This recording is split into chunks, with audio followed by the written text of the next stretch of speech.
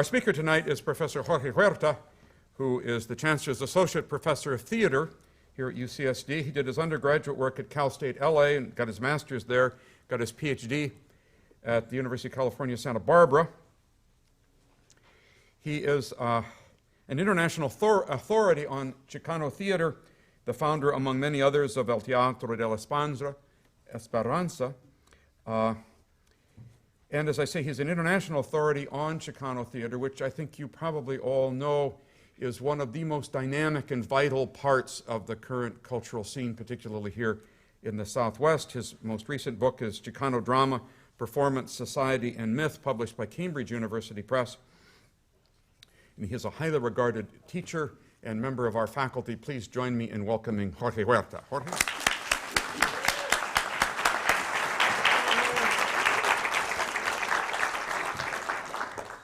Thank you. Thank you, Pat. And thank all of you for being here.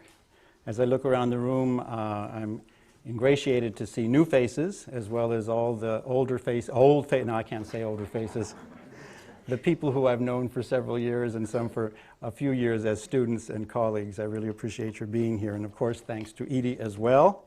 So yes, the first book, and the second book that I've written is called Chicano Drama, Performance, Society, and Myth. But as you've looked in your program and as you noted in the advertisements, I've changed the title of the presentation, which is really based on the book, a synthesis, if you will, to Chicano Drama, Myth, Mystery, Redemption, and Damnation. Because those are the four main chapters of the book, and as I proceed, I will either be referring to the chapters as chapters or to the topics that I'm going to share with you.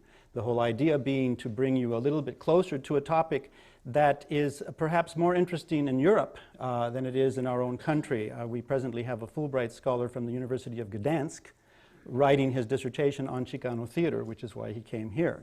I tell people I can't interest them in Michigan, but they come from Gdansk to study the Chicana and the Chicano. Maybe that's because we're so many here. People are a little bit afraid, as we will see, of our presence. I first want to clarify my terminology. I will use the term Chicana or Chicano in relationship to people who were born here or educated in this country of Mexican descent. I will also refer to people as Mexicano or Mexicana, meaning those people whose heritage, when it applies to both the people who were born and raised here as Mexican Americans or Chicanas, Chicanos, as well as the Mexican, because very often the conditions, the themes, the threats pertain to both groups regardless. At the border, people don't necessarily look at me and say, oh, he's a Chicano. Because I look the way I do, they'll ask me if I have papeles, but they don't necessarily know whether I'm born in Mexico or born here. Now I'm going to focus this discussion on the plays and playwrights as opposed to the theater companies, which is what I wrote about in the first book, because that's basically much of what we had. The first book I wrote in 1980, Chicano Theater Themes and Forms, and in that book I dealt with companies, I dealt with the movement per se, because we did not have a lot of individual playwrights. In 1980, in 1978, that is, Luis Valdez, founder of our movement with the Teatro Campesino, as many of you know, created and directed a play called Zoot Suit. Most of you have heard of it. Some of you may have seen it. Certainly it was done at the Rep recently, San Diego Rep, and it was a very successful play in Los Angeles, and it opened the doors to the profession for a lot of other Latina and Latino, and here I'm including Pan-American communities, being the Cuban Americans, the Puerto Ricans, the Chicanos, and other communities of Latin American descent. The doors were open for us in the professional venues for a while because people saw the dollar. This is what it's all about. It's called show business. So those doors were open, and we therefore had a nice explosion of playwrights, and that's what I'm going to be talking about today. With one exception, the plays that I will discuss are the products of individual visions tempered by readings, workshops, and various production teams that have also contributed to each play's particular identity. I've chosen these plays because I believe that they tell us what it means to be a Chicana, Chicano in the United States at the beginning of the 21st century.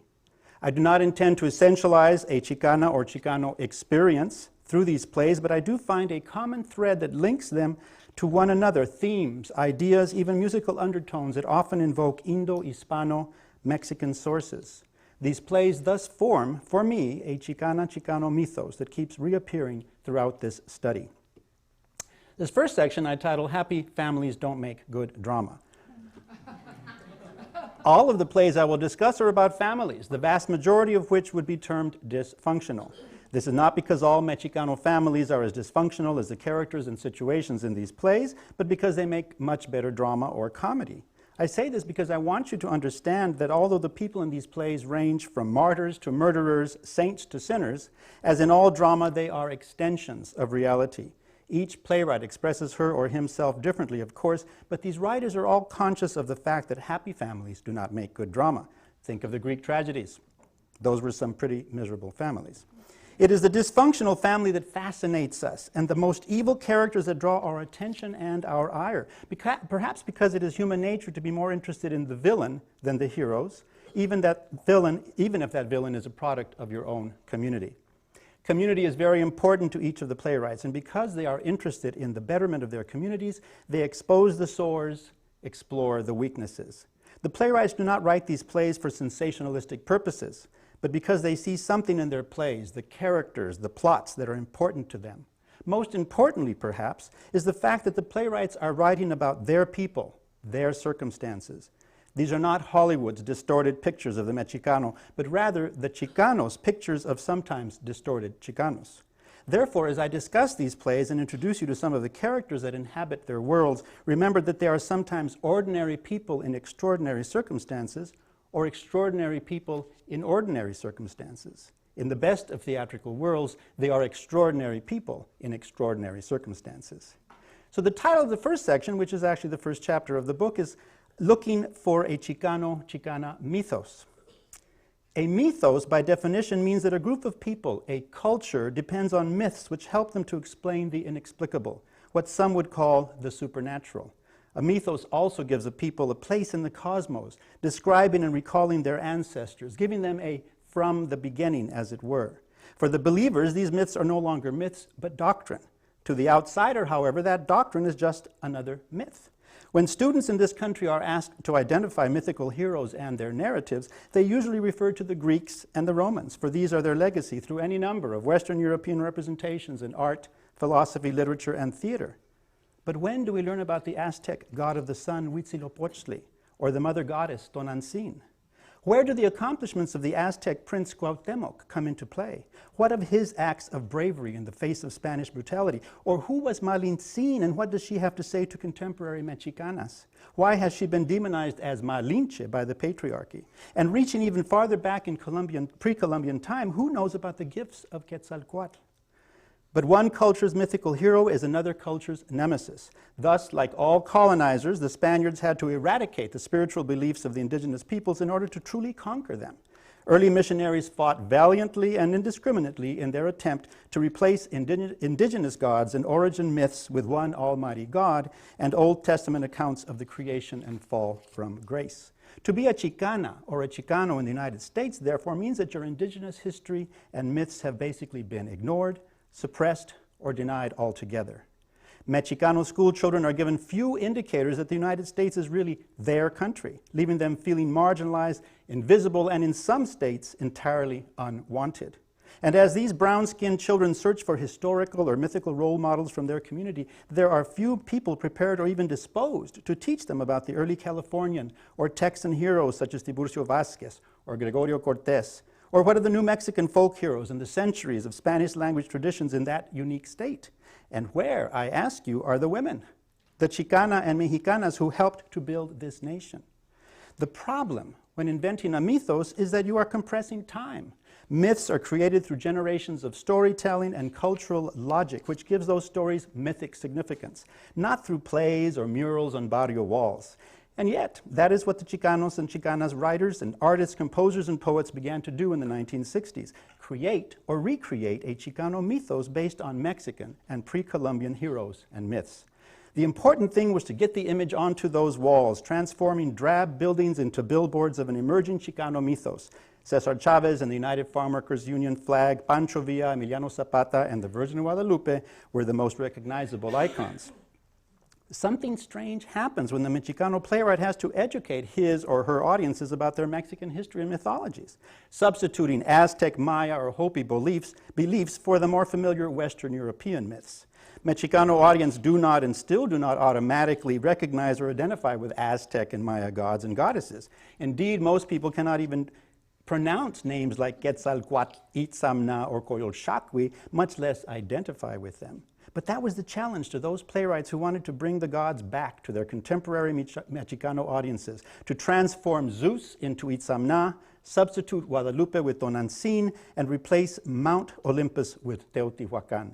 That is what the two pioneers of Chicana and Chicano dramaturgy, the late Estela Portillo Trambly and Luis Valdez, chose to do, setting a mythico-historical quest for themselves and their communities. I start with these playwrights because we cannot know where we are going if we do not know where we've been. Portillo Trambly's Unseen Spirits of the Southwest. The late Estela Portillo Trambly began publishing short stories in the early 1970s and is regarded by most Chicano critics and scholars as the woman who inspired and opened the doors for all Chicana writers that followed her. Of the several plays that Portillo Trambly published, the two that attempt to create a Chicano mythos by incorporating indigenous icons and concepts are Day of the Swallows and Blacklight. Day of the Swallows, first published in 1972, was Portillo Trambly's first published play, and it is written in a traditional realistic form. I describe this play as poetic realism due to the fact that often heightened language is found, and plus the romantic setting. The story revolves around a Doña Josefa, the town's paragon of virtue, who has been having an illicit affair with her ward, a young woman. The playwright describes Josefa's world in her stage directions. Quote, "The tierra, land, of Lago de San Lorenzo is within memory of mountain sweet pine. The maguey thickens with the ferocity of chaotic existence. Here the desert yawns. Here it drinks the sun in madness." End of quote. Although ostensibly a Roman Catholic, Doña Josefa has adopted nature gods as well as Christian doctrine. She describes the powers which she calls her magicians. And this is Doña Josefa speaking. "There by the lake, I felt the light finding its way among the pines, to me. It took me, then perhaps it was my imagination. It said to me, 'We are one. Make your beauty, make your truth.' Deep, I felt a burning spiral. It roared in my ears, my heart. It was too much to bear. So I ran and ran until I fell, opened my eyes, and found myself calmly looking up at the stars, sisters of my love. The moon had followed me. It lay a lake around me on the grass." End of quote. While there are unseen spirits in Day of the Swallows and Blacklight, published in 1983, Portillo Trambly brings in the Maya gods and goddesses, unseen by the characters but very visible to the audience. She always demonstrated a fascination and respect for indigenous thought and culture. In 1981, while discussing Chicanos and assimilation, she told an interviewer, quote, "I don't think it's an evolvement to become too much a part of the Anglo world. They've forgotten their senses to a great extent, their spontaneity, their freedom, their openness," unquote. She recognizes that a certain amount of assimilation is inevitable, but she hopes that Chicanos can, quote, "keep a part of them that is still the earth people. I hope they still relate to seasons and to plants and to colors and to the wind and to the Indian in them, or the element that is closest to the earth," end quote. To discuss Luis Valdez's mythos, we must return to the beginning of his work with Teatro Campesino. Even as he and his troupe were creating the actos in the mid-1960s, the playwright-director had begun to investigate a complementary and contrasting form which he termed the mito, or myth, exploring the Chicano's roots in pre-Columbian philosophy, science, religion, and art. This was his response to philosophical Eurocentrism as well as to realism in the theater. In 1971, Valdez wrote, quote, "Our rejection of white Western European Gabacho proscenium theater makes the birth of new Chicano forms necessary. Thus, los actos y los mitos, the actos and the mitos, one through the eyes of man, the other through the eyes of God." End of quote. The Valdesian mito is a very personal inquiry into Aztec, Maya, and Native American philosophy that the author has maintained to this day. It is Valdez's conflation of Christian and indigenous spirituality that gives the playwright poetic license to do whatever he wants with his characters and plots as he explores and recreates a Chicano mythos. According to Valdez, the Chicano will find his balance through a respect for both indigenous and Christian beliefs.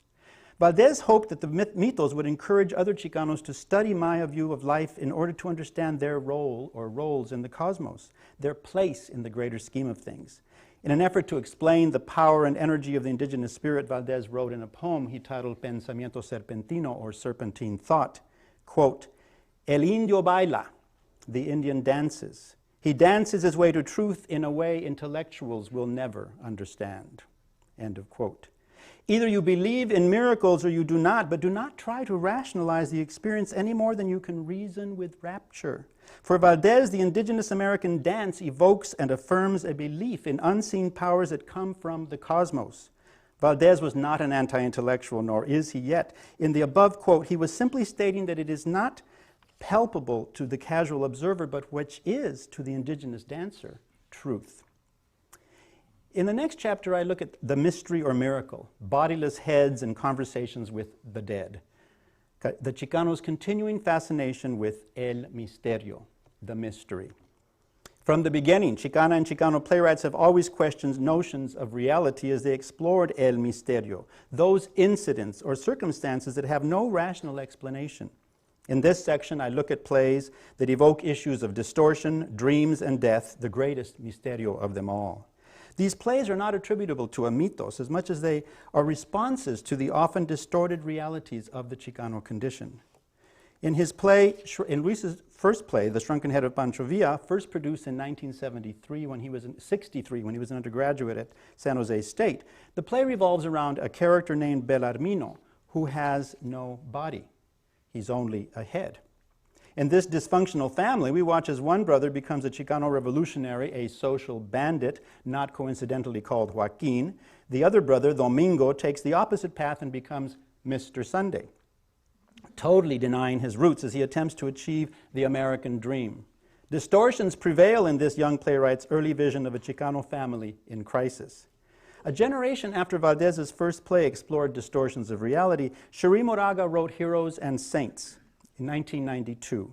This is her vision of a bodiless character named Cerecita. While there was no rational explanation for Belarmino's bodiless condition, in Moraga's version, the child is born without a body because of the contamination of pesticides in her farm worker mother's womb. Cerecita, the mystery child, speaks eloquently.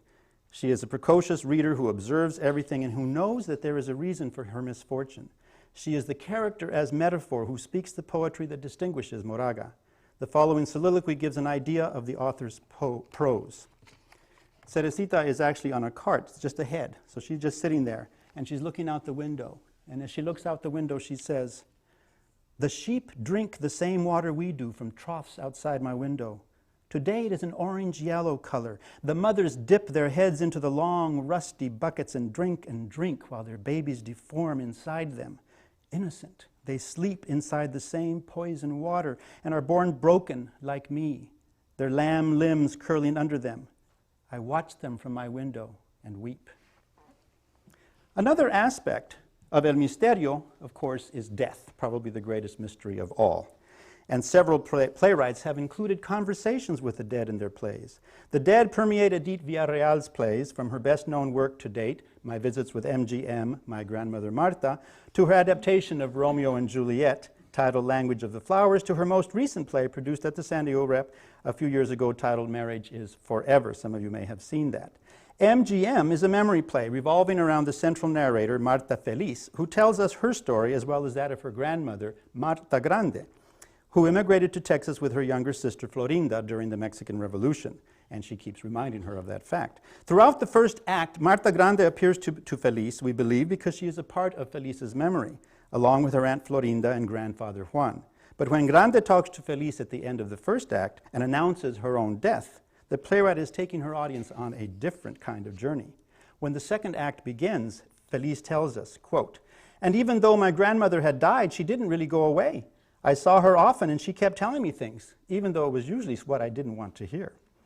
End of quote. The second act definitely takes us into the realm of El Misterio as we watch Marta Feliz gain an understanding of who she is and how much she owes to her Mexican grandmother. Another play that's very important, titled August 29th, is the one play that I will discuss that was not written by an individual playwright. It was collectively created by the Latino Lab at the Los Angeles Theater Center and premiered on August 29th, 1990. This play, August 29th, is a mixture of fact and fantasy and revolves around a fictitious professor of Chicano history, a young Chicana named Lucero, who is writing a book about Ruben Salazar. Salazar was a noted Los Angeles Times journalist who was shot by an LA County sheriff during the police riot that shattered the moratorium against the war in Vietnam in East LA on August 29, 1970. What puts this play in the realm of El Misterio is that Salazar appears to Lucero and they basically fall in love. The play becomes a romantic political ghost story full of anger and love, frustration, and perhaps hope. The irony is that it takes the dead subject, not the living characters, to convince Lucero to take action against repression as she and we see how past events transpired and how the present repeats the past if we allow it to. Unlike classic ghosts such as Clytemnestra or Hamlet's father, who begin the action of their plays by seeking revenge, Salazar's ghost does not know what happened after he was shot. Thus, he and the audience learn the truth of his and the community's fate through the course of this play. Further, it is the ghost of an actual person that brings Lucero to challenge the hierarchy, not a fictional or fictitious ghost. Not only can we learn from the past, the play is telling us we must learn and take care not to let history repeat itself. In the penultimate scene, Lucero types as Salazar recites his final monologue, a moving picture of the marchers that fateful day. We were like a river, a brown river, a river whose little streams had pushed their way through the rock and dirt and mud, pushed and pushed for years, each one trying to reach the other, a quiet but constant flow until they came together to create a huge river of brown faces, full of hope and anger and hurt, but mostly joy and pride and love. And the river was strong, and as more streams flowed in, it became stronger, and its rush could be heard for a long way. And then it crashed against the rocks. It was the loudest. And by the time they knew it, the river was pushing its way through the mountains because it wanted to reach the ocean. It wanted to flow free. And at this point in the play, the sheriff shoots the projectile that kills Rubén Salazar. Of course, Mr. Salazar never had an opportunity to write those words, but the collective authors gave him that narrative and shattered it with the rifle shot that silenced him. But the character of Lucero is convinced not to remain silent, and as she is about to accept an honor from the city's mayor, she turns the tables and declares, "It's been 20 years since Mr. Salazar was silenced by a tear gas projectile in East LA, and police brutality has not subsided, but it increases by the day. I will not accept this award because it would be an insult to Rubén and to a student of mine, Ricardo Chavez, who was shot by a police officer and who died last night. I demand a full investigation into his death. Who am I to make such a demand, you might ask? I am a Chicana, a Mexicana, a woman, and an American. And I have the right to demand that injustices taking place in my community be addressed by this city, this government. It's time to demand a moratorium." And the audience rose to its feet and applauded at the premiere of this play on August 29th, 1990. I'd now like to introduce you to a character that I had the honor of helping to build, and that is Celso. Some of you may remember. The late Rubén Sierra and I created this piece together, working from the poems of a New Mexican poet named Leo Romero about Celso. Celso is the sinvergüenza del pueblo, the aging barrio bum, drunk, and philosopher whose visions of life are based on his gospel of the Holy Grape. In the beginning there was a glass of wine, new and shimmering in the sunlight. Celso tasted it, and I declared it to be good. That's how I became the town drunkard, the rotten pillar in my community. Un sinvergüenza, good for nothing. And so I've preached the message of my gospel all these years, more in action than deed, than in words. And so it has become my divine mission to convert people, to fill them with the gospel of wine and make them drunk with my brand of religion. Like any good storyteller, Celso knows how to capture his listener with tales of death, witches, and love.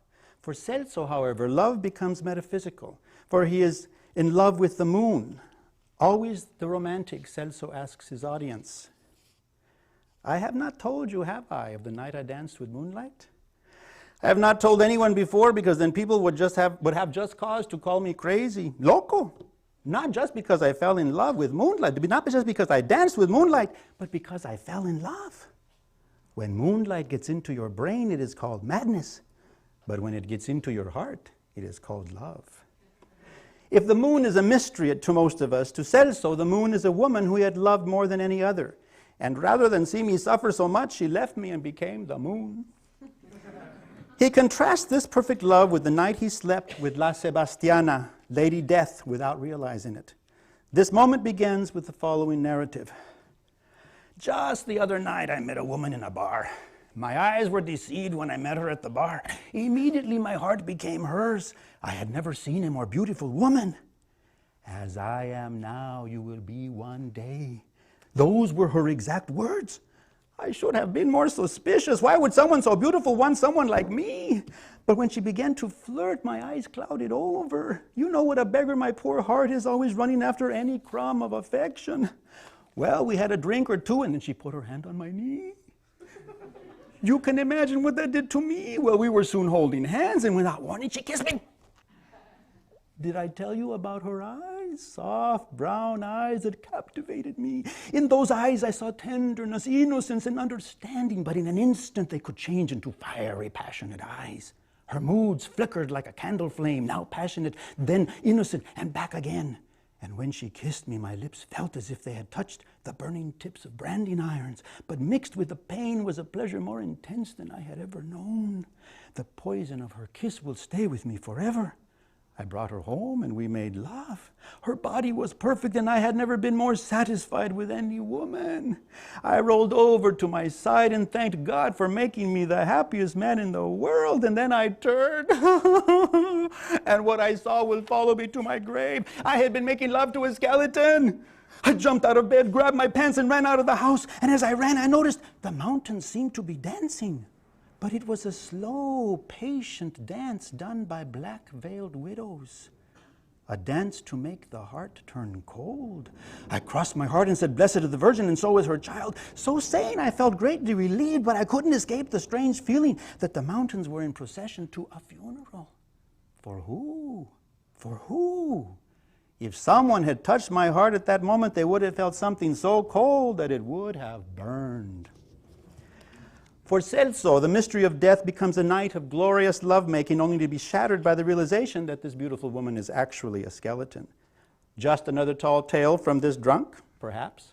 But Celso believes this happened to him, and in his world, many of his listeners would as well. Tales of La Sebastiana abound in New Mexico, and Celso will be the first person to tell you about her.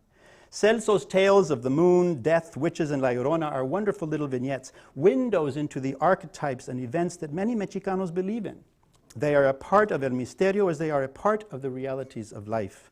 For as Celso tells us, in life we know death, and in death we will know life. Or at least that's what you hope. Let me share Celso's dream of death with you. Last night I had a dream. I dreamed I died. In my dream I died and found myself in the midst of a great tree.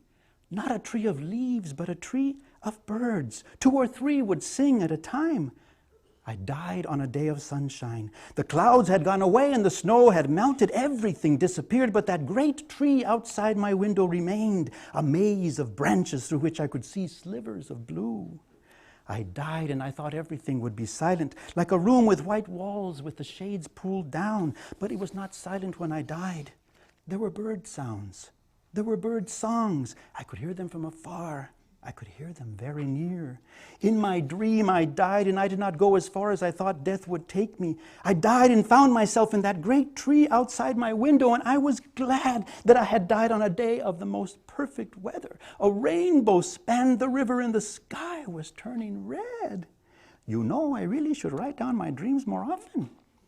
You never know when they might come true. When they might come true. Old age has got you nowhere, Celso, nowhere but in trouble. I find myself thinking more and more about death, and I am filled with fear. But then that too is bound to be a disappointment. Nothing like what the child would have imagined it to be. In the 3rd chapter, I look at redemption. I'm interested in how the Chicano playwrights are continuing the tradition of the Spanish colonial religious dramas by dramatizing representatives of the church, miracles, and other spiritual events. What brings these plays together in the playwright's interest is the playwright's interest in Christian doctrine, redemption as taught by the Roman Catholic Church.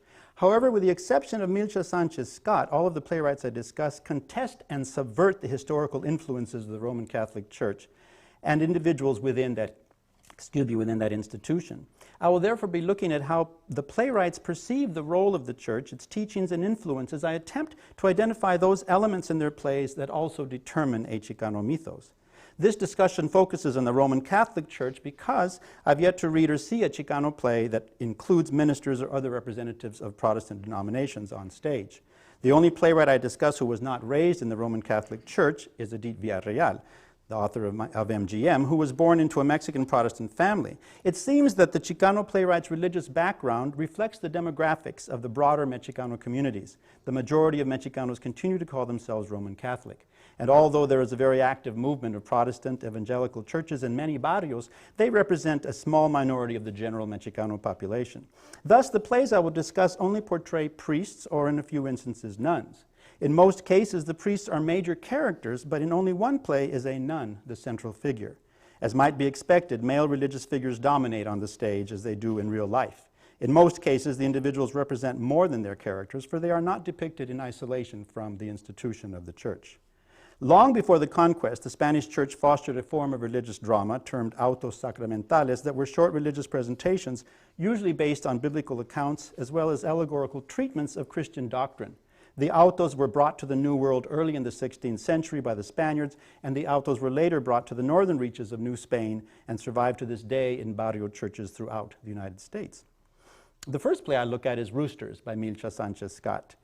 Sanchez Scott is not a Chicana, as she admits, being the daughter of an Indonesian, Chinese, and Dutch mother and a father from Colombia. But she writes about the Mexicano in such a way that she reveals her understanding of this community. Her most produced play to date, titled Roosters, was first produced in 1987 and for a time was the most produced play by or about Chicanos in the late 80s. This play revolves around a working-class Chicano family living somewhere in the desert Southwest.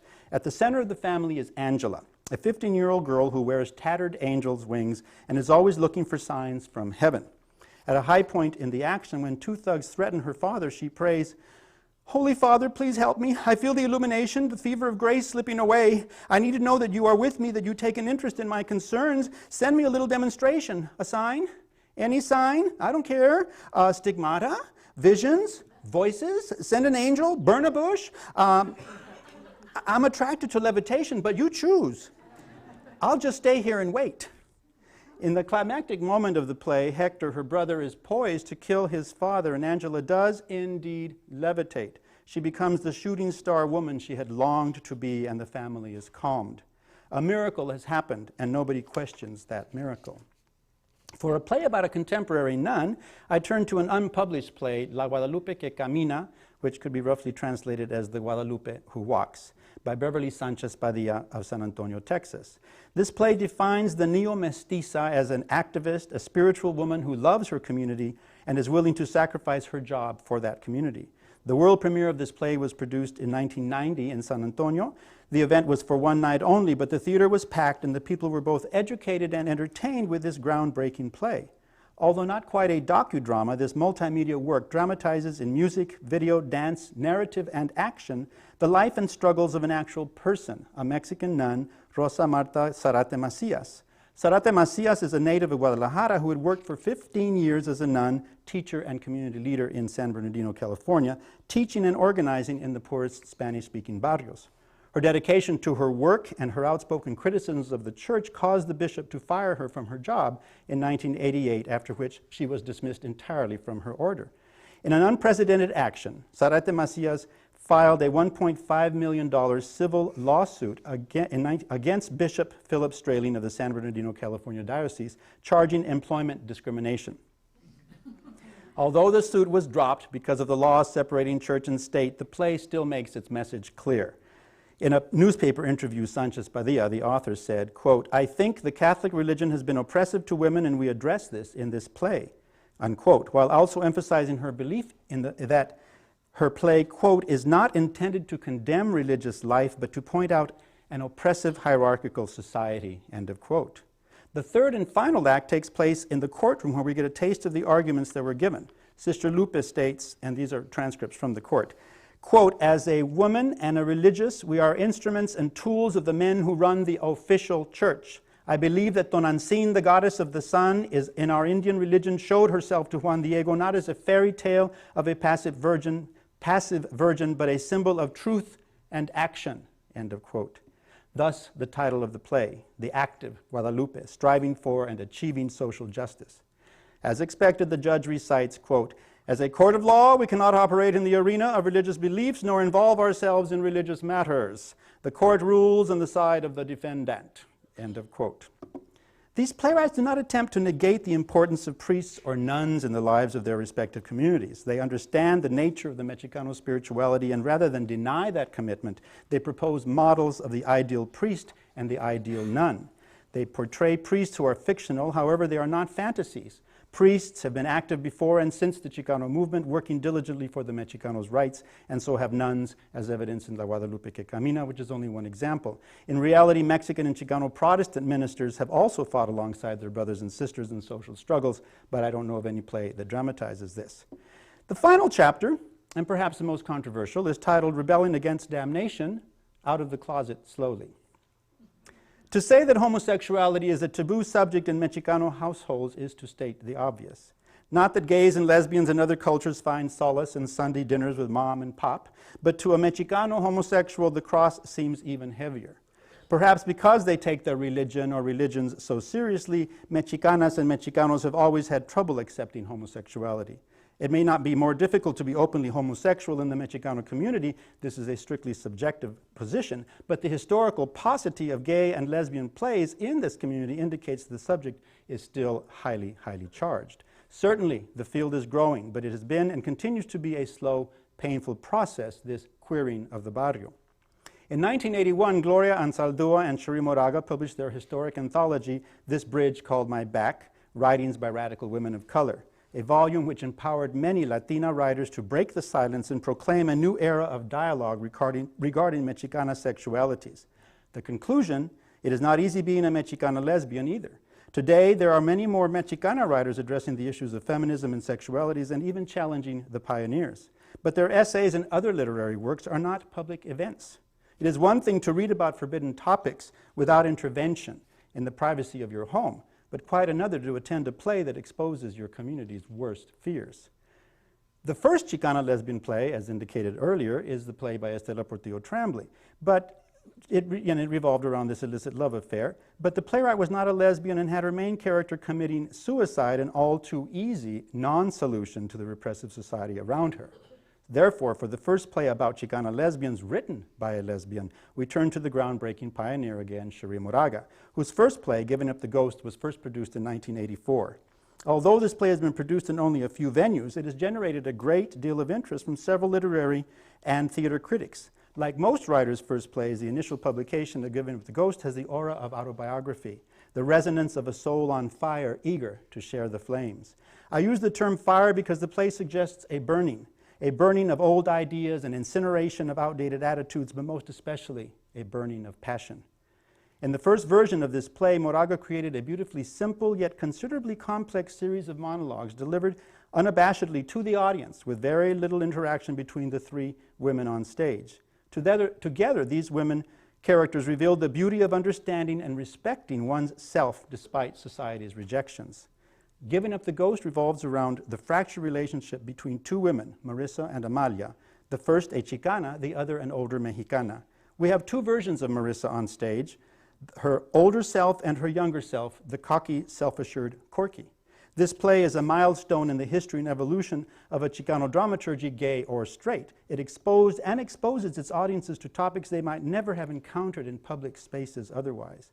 Granted, the majority of audiences who witnessed Moraga's first play were women, gay and straight, and as Latinas they could only rejoice in seeing their sisters and mothers, aunts and cousins on stage as women, desiring women, lustful and lusty women, fighting their demons.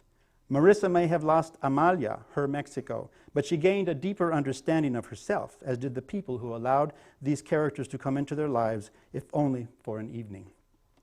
For a look at a play about a central Chicano character, meaning a male Chicano character who is either gay or bi, I turned to Guillermo Reyes' comedy, Deporting the Divas, a play I had the honor of directing from its first in-house reading to the world premiere in Los Angeles in 1996. This began as a series of monologues about being gay, Latino, and undocumented, inspired in part by Prop 187, 3 strikes and you are out, right? This is a play about a central character, Michael, who is a border patrolman, married and the father of 2 children. When his wife leaves him because his arms are cold, he ends up having an affair with an openly gay Mexican man. To the disappointment of some in the audience and the elation of others, depending upon your fantasy, Michael returns to his family, but the journey is touching and fun, sometimes hilarious and at other times quite poignant. The piece is totally theatrical and opens with the character of Marge McCarthy barging on stage to address the audience. Of course, Marge is played by a man in drag and should actually fool the audience. They really shouldn't know that this is a man. She introduces the playwright's name, mispronouncing as Guillermo Reyes, and states, "Girls, the name may sound foreign and illegal, but the author is, I understand, a U.S. citizen. We'll take him at his word. Now, girls, you must have thought by the title of the play that this was, say, a musical biography about Carmen Miranda. But I knew better, and I decided to haul your ladies' tuches out here anyway, because frankly, I don't think we get out often enough. Tricky of me, I know, but I hope you do stay regardless of the homosexual propaganda you'll see here tonight. Anyway, I figured the gay issue would be no problem. We all have sons in the military. And daughters, especially daughters. That issue, I figured, is covered. I think, however, frankly, you ladies will be a lot more intimidated tonight by the immigrant issue.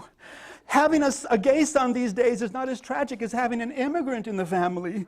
I often stay up at nights worrying my son Jeremy will come home from Princeton and confess he's an illegal alien.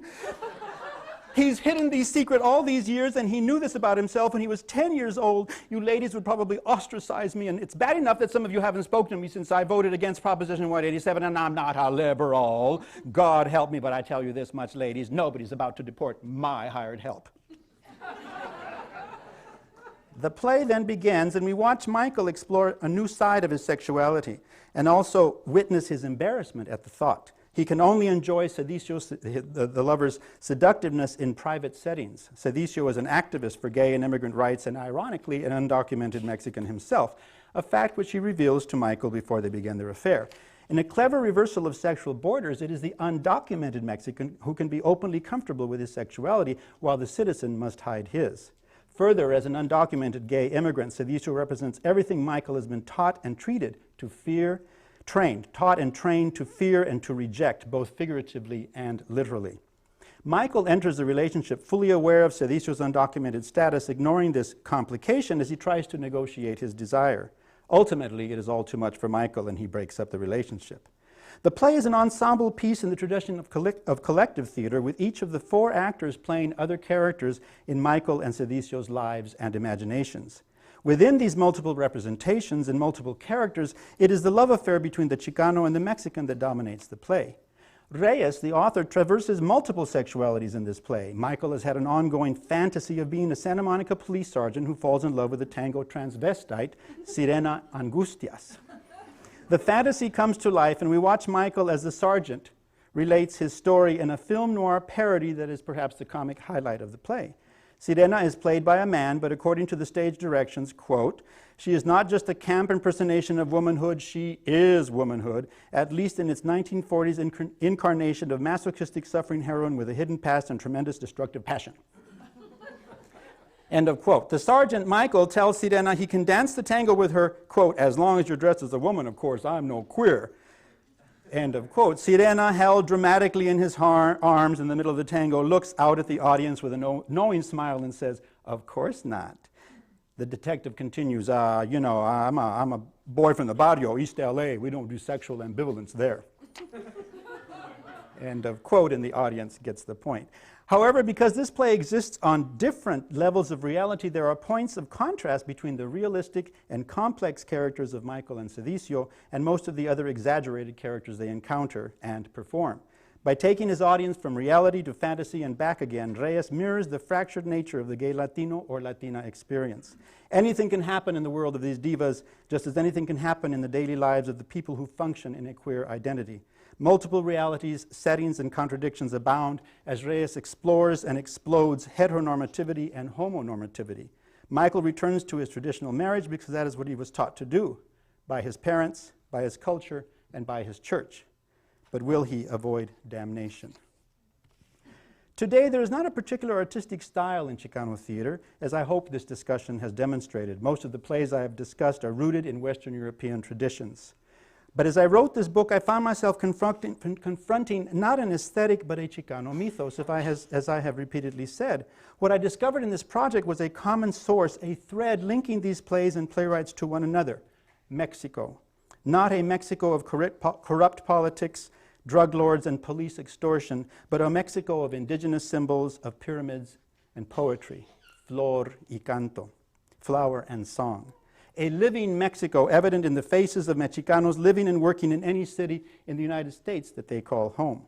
Unlike all of the other Latino immigrants living in the U.S., the Chicanos have no desire to go home because the U.S. is home. But their plays tell us that they do not want to forget Mexico, her colors, her joy, her pain, and her history. The Mexico expressed in the plays I've discussed, and many other Chicano plays really, is designated generally through signs as opposed to geographical locale. For very few of these plays take place in Mexico, but it is the image of Mexico that makes the plays Chicano. But what, one could ask, makes or identifies anything as Chicano? Chicano playwrights invoke Mexican icons in order to position themselves as Americans of Mexican descent. Anglo icons or heroes generally do not appear in Chicano plays, and when they do, they are not the central figures. Rather, Chicano playwrights often create the Anglo characters as deconstructions of dominant histories in order to demystify traditional images of the great white hero.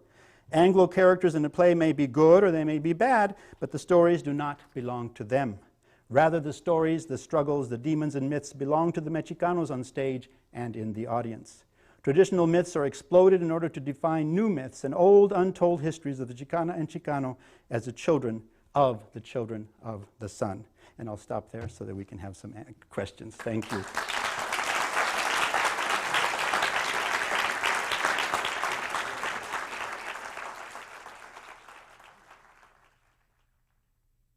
The first question is, are these plays written in English or in Spanish? Are the authors trying to reach beyond their own communities? And the question could be answered according to each particular playwright. Sheen Moraga, and I purposely did not include a lot of her bilingual code switching, Moraga has made a very conscious effort to reach the bilingual audience. She refuses to totally write in English. My Visits with MGM by Edith Villarreal, on the other hand, is bilingual, but not nearly as bilingual, and it has been done at the Milwaukee Rep, for example. I saw My Visits with MGM, and it has a good amount of Spanish, but generally so they write generally in English with some Spanish. Had I more time, that's what I was going to go into. No Chicano play very few Chicano plays of which I am aware are written originally in Spanish. They are usually written bilingually, or all in English to get produced, you see. It depends on the play. It depends what percentage of the Latino community, the question is, support this kind of theater. And the question, again, is as varied as the playwright and as the producing company. It depends on who's doing it. I had an interesting experience last summer of being the spokesperson for the Jolla Playhouse's Spanish versions of their production of Lorca's Blood Wedding, Bodas de Sangre. And they chose to do it 2 nights in Spanish. And I don't know if it's because it was the La Jolla Playhouse. I've never seen so many bourgeois Mexicans in my life marching into that theater. And when I held the discussion with the audience, I asked them in Spanish, how many of you came from Mexico? And all of them raised their hands and said, no. How many of you came tonight, from Tijuana perhaps, to see this play? And half of them had ventured across, which is not an easy thing to do, to cross that border in the evening because of all the traffic. And they had come to see Lorca, who is a universally, recognized in Spanish. He belongs to all the Spanish-speaking communities. So that's one interesting example. The Playhouse had never done anything like that before, and hopefully they'll do it again. We're talking. The Rep, San Diego Rep, which is the company that I've been mostly involved with since 1988. When they did Burning Patience in both languages, both Spanish and English. It was a Latin American play. What became the movie Il Postino was originally a Chilean play by Antonio Scarmenta called Ardiente Paciencia, or Burning Patience, and it was very successful. It's very hard to cultivate the Spanish-speaking audience. So by and large, and the Rep has had an ongoing, to this day, dedication, commitment to doing Latina and Latino plays. They've done more than any other theater, non-Latino theater. When you go to a Latino theater, you're going to have a Latino audience, just as when you go to an African-American theater, the majority of your audience is going to be of that community. You go to the Diversionary Theater in Hillcrest, you're going to see mostly a gay or lesbian audience, depending on the play. Most people go, you want to see Shakespeare, you're going to go to a place where they're producing Shakespeare. Am I answering your question? How many Latinos go to see Well, I don't know. I've never asked. You know how we know, the actors, and there are actors in this room, know because when you put on the play in Spanish, you know, of course, the majority of your audience is going to be Latino, but when you're doing it bilingually, and I've seen this from the audience perspective, that, you know, you have a Chicano character and the Chicano says, "Ah, que pendejo es." You know, and the Chicano's little here and there. That's how few Chicanos we have in this audience. Generally, what we call the Chicanada will respond to the word pendejo, which is a vulgar thing, and we're going to be on television. I cannot translate it for you. And even if I did, it wouldn't make sense. So anyway, that's another story. But yeah, no. So it's really hard to say. But the actors will tell you there must be Chicanas and Chicanos, or at least bilingual people in the audience, because they laughed at the Spanish. They laughed at the Spanish jokes, that kind of a thing. How has the Chicano theater movement affected the film industry? All of the people that I write about in this book, or most of the people that I write about in this book, are involved in one way or another in Hollywood, either as actors, directors, producers, or screenwriters, you know. So, but it's very, very hard. It is so difficult to make a, you know, to get an inroad. You have to La Bamba, for example, when Valdez directed and filmed La Bamba, it was you know, the big sleeper of the year. That was 1987, and it took years. He has not had another major film since then. And this was, you know, that was the most. Now with this, the Spy Kids, is that what it's called? That Roberto Rodriguez has done, that's going to open some doors. It's all about showbiz, you know, and they only want you if they can sell you. And that's why Jennifer Lopez is where she is, and Ricky Martin is where he is. It's an interesting trajectory of how few Chicanas and Chicanos we actually have in Hollywood doing anything of substance. Eddie Olmos is probably our best known figure. We need to bolster our own companies. There was a time in the 80s when I referred to the 80s as the period of the projects. That, you know, you couldn't make a living, but you could certainly make a statement running around the country, being in or directing or dramaturging workshop readings. The Ford Foundation began to infuse a lot of money into Latino theaters as well as mainstream or non-Latino theaters that had said they wanted to do a Latino project. The South Coast Repertory Theater, for example, initiated in the 80s the Hispanic Playwrights Project, which many of the plays and playwrights that I talk about went through. So I cannot dismiss that entirely. What I don't like is that that's all they gave us, were the readings. They did not mount the productions in their main seasons, you know, on their main stages, with few exceptions. But, you know, they didn't claim that they were going to, and they have served an incredible purpose, a very important function to the playwrights and actors. The actors have grown by virtue of their learning how to do readings, you know, at the South Coast Rep. That's very important. The Old Globe had a project that I initiated with Bill Virches called Teatro Meta, which we did a few productions, and then that went away, and then the Teatro Sin Fronteras at the San Diego Rep. There are projects all over, but the money's dried up. The money's dried up, and that's where you know where the commitment is. You know, when the money's dry up, are they still going to produce those plays? So my argument and that of other colleagues in our field, who are educators as well as professional theater artists and playwrights, people I talk about and write about, we've formed a coalition of Southern California, Chicanas and Chicanos, and one Puerto Rican from San Diego State, Evelyn Cruz. Are you here, Evelyn? She failed the class. And those Puerto Ricans, you just can't count on them. What can I tell you? And if there were a Cuban or two, we'd let them in too. We're very liberal. But we've decided to have a festival in the year 2002. June of 2002, we're going to have a major student Chicano Theater Festival. What we're trying to do is revitalize for the young people, the generation, your generation, that did not see these plays, you know, that was in diapers or not even born when I got here. So we're hoping to do that. But so I'm answering in a weird way. I think that it's very important that the mainstream theaters give our playwrights a shot. What happens, unfortunately, in many instances is they'll produce a Latina or Latino play, but they'll invite one of their stable of directors who are not Latina or Latino to direct it. And then there's a bit of a problem. Not that every Latina or Latino director, including yours truly, always comes up with, you know, great hits. We all make mistakes. But the problem, when you're invited to a mainstream theater and you are from a marginalized community, including white women, you go direct for them, and if that plays a flop, they never invite you back. Oh, well, that person can't direct, you know. So they have their stables. And the Latina and Latino theater companies do as well. They've followed, in some instances, unfortunately, the same model of the regional theaters, and that is maintaining a stable of talent, a stable of actors. We used to have companies, we used to have teatros, and that went by the wayside as people got older. So I hope I'm answering your question. I didn't repeat his question because that man's got a voice. There was an article in the Union about the paucity of, big news, the paucity of Latina and Latinos on television, and that the only two that they mentioned were Martin Sheen and his son Charlie Sheen. And she says we don't even think of them as Latinos. Yeah, I have trouble with that as well. Martin Sheen has been a great supporter of the Farm Workers Union, of Chicano causes. He's very, very supportive, and he is, of course, I don't know where from, but he's got Latin blood. But they don't play Latinos. What we want is, I mean, my goal, I'll say it publicly on UCSD TV, is I would love to be a judge on television. I could do that. I'd sit behind there. I'd have my script right in front of me, I wouldn't have to memorize a thing, and I can be this old, gray-haired Mexican-American judge. And, but they're not going to put a Chicano behind the bed. They'll put us in prison, He's the president. He's playing but he's not playing a Latino president. Now, maybe he's going to come out of a Latino closet someday, but... Thank you.